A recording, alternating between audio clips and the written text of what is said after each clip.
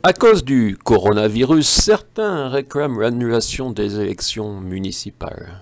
Pour nous qui vivons dans des communes à une seule liste, c'est comme si elles étaient déjà annulées. Je n'irai pas voter et conseille à mes concitoyens d'en faire de même, ceux naturellement victimes de la liste unique. L'intimidation et le mensonge sont à la démocratie ce que le coronavirus est à la santé.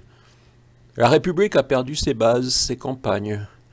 Car en 2013, le seuil d'obligation de liste entière fut descendu de 3500 à 1000 habitants, sans naturellement demander leur avis aux administrés, peut-être avec l'envie que la ruralité tombe définitivement dans l'escarcelle des encartés.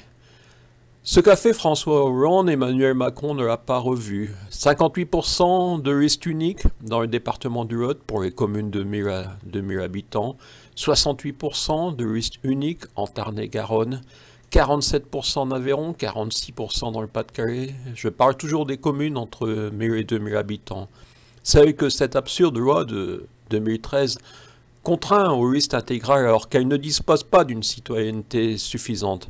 Et parfois, comme je l'ai montré à mon cuc en Quercy-Blanc, l'intimidation et le mensonge déferlent.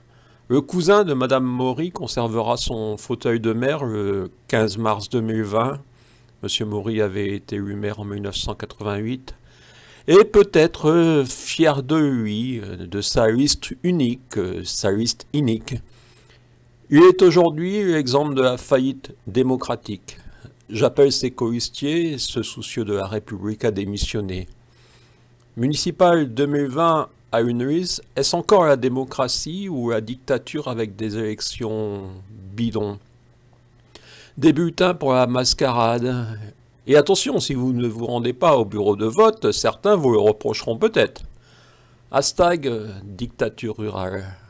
Inspiré de la définition du président Emmanuel Macron.